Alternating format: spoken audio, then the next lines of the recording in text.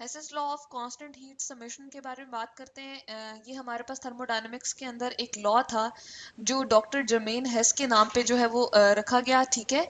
और इस लॉ में हम क्या देखेंगे, हम ये देखते हैं कि हमारे पास ओवरऑल हीट का चेंज जो है वो हमारे पास क्या रहता है जी, कांस्टेंट रहता है, ठीक है।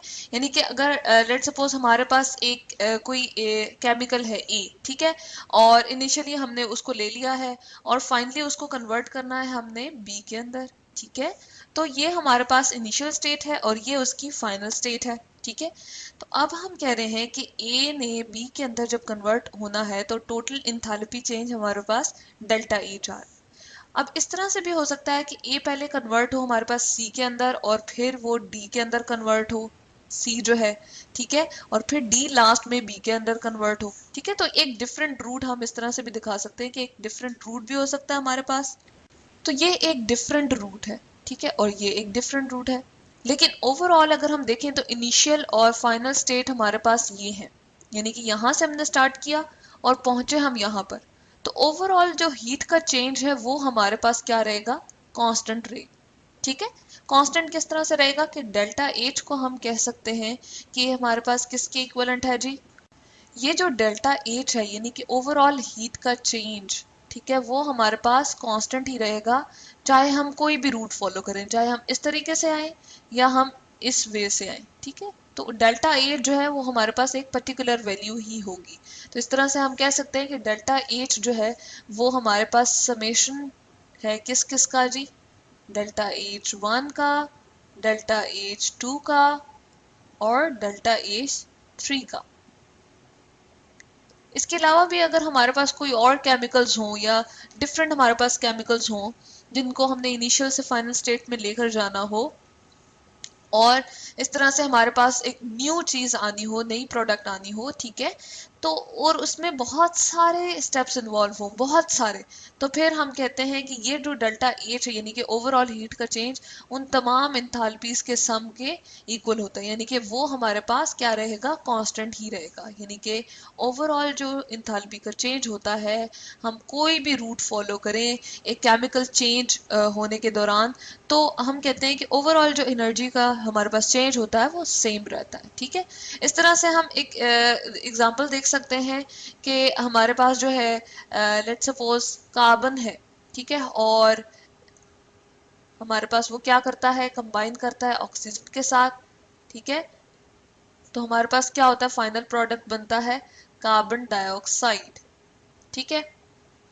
और इसी तरह से हमारे पास एक और इसका भी स्टेप हो सकता है कि कार्बन पहले जो है वो लिमिटेड सप्लाई ऑफ ऑक्सीजन के साथ रिएक्ट करे, ठीक है, हाफ मोल ऑफ ऑक्सीजन, और इस तरह से क्या बना दे जी, कार्बन मोनोऑक्साइड बना के दे।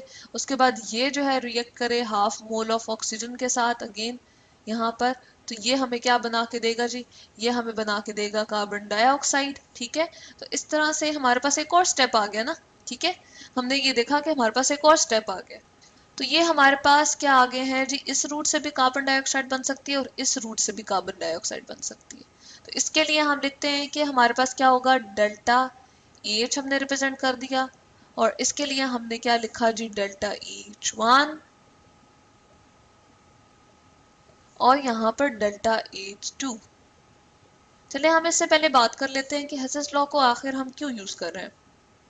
असल में बात हमारे पास ये होती है कि बॉम्ब कैलोरी मीटर से या सिंपल जो calorie meter, glass calorie meter जो हमारे पास होता है, बेसिकली कैलोरीमेट्री की ही हम बात कर रहे हैं। हम क्या कर सकते हैं जी, हम पर्टिकुलर जो कंपाउंड्स होते हैं उनकी एनर्जीज वगैरह को फाइंड कर लेते हैं, ठीक है, इंथैल्पी चेंज को फाइंड कर लेते हैं। लेकिन बहुत सारे ऐसे भी कंपाउंड्स होते हैं जिनकी ना हम ग्लास कैलोरीमेट्री से ना बॉम्ब कैलोरीमेट्री से हम इंथैल्पीज की चेंज को फाइंड नहीं कर सकते। जैसे हमारे पास आ गया जी, हम ले सकते हैं यहाँ पर एग्जांपल CCl4 की, कार्बन टेट्राक्लोराइड की, ठीक है, टेट्राक्लोरोमीथेन भी हम इसको कह सकते हैं।